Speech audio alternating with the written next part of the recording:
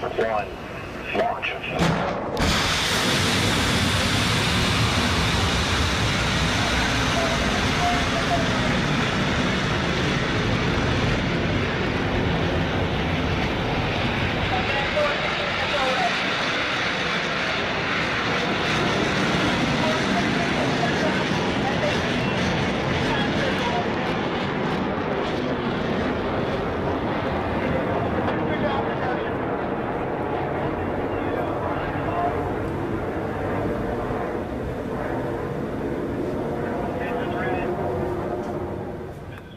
So a Tomahawk is a cruise missile, most commonly a land attack cruise missile that has been developed by the US over several decades. They're most commonly seen being fired from ships or submarines, but there are ones you can fire from launchers on the land. And the suggestion is that they would provide some of these missiles, presumably with a launcher, for Ukraine to be able to strike deep into Russia and potentially attack military targets, energy, or other critical elements of the Russian military industrial complex.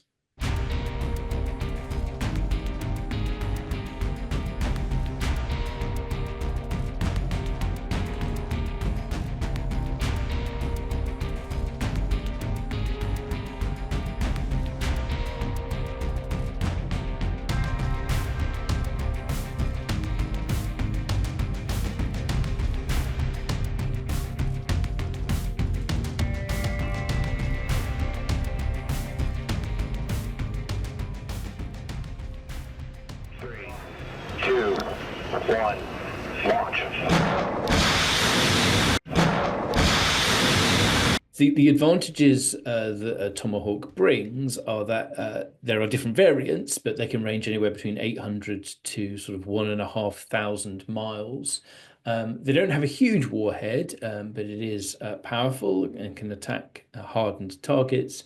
And critically, they are very accurate.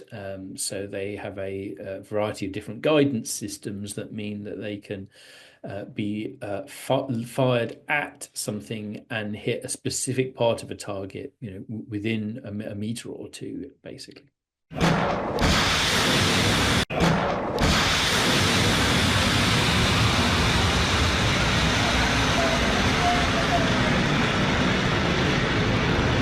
The Russians would certainly have something to worry if these were actually delivered, because of the range and the precision of these weapons and the kind of targets that they could strike or threaten. That being said, the Russians have faced a number of similar challenges and have adapted slowly over time. So when guided multiple launch rocket systems were provided for the battlefield inside Ukraine, Russian headquarters and supply points were badly hit, but then they began to move them back out of range.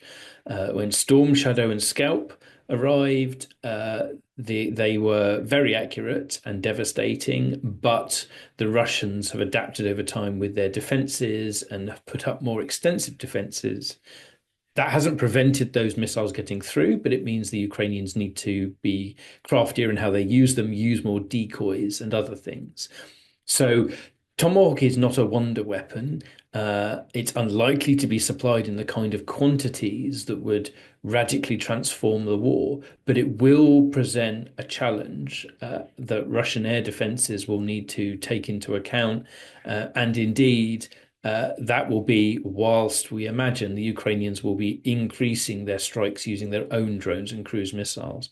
So it broadens the threat that the Russians are now having to deal with.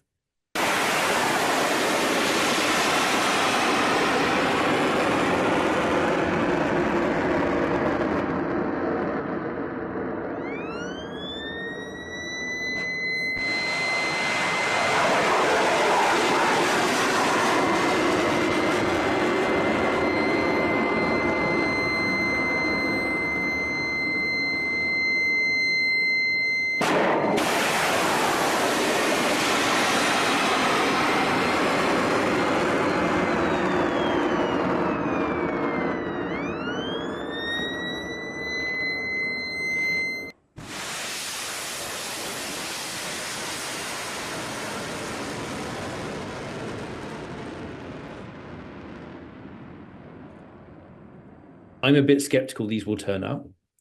Um, if they do, they're not going to be war winning, but the Ukrainians will be able to use them to do serious damage to something. And I think it would be an interesting change in the US position because I think it would be like, here you go, because they would have to provide so much intelligence and data that they would be supporting the use of these weapons. That would be a big deal.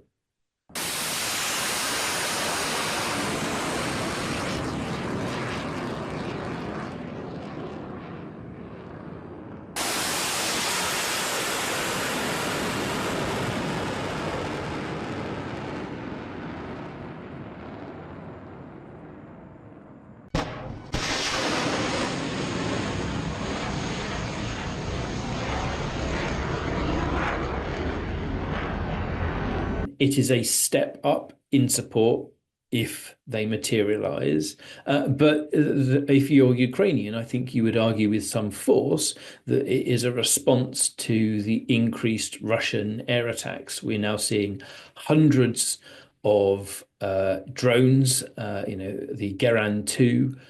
Which is in itself really a cruise missile now, copied from the Iranian Shaheds. We have seen continued strikes by Russian ballistic and cruise missiles against Ukrainian military and civilian targets. And you can expect to see them targeting Ukrainian infrastructure, the power grid, and other things like that as the winter approaches again. So I think if you're Ukrainian, this is all fair and ideally would be some kind of indication that the US isn't going to completely disengage.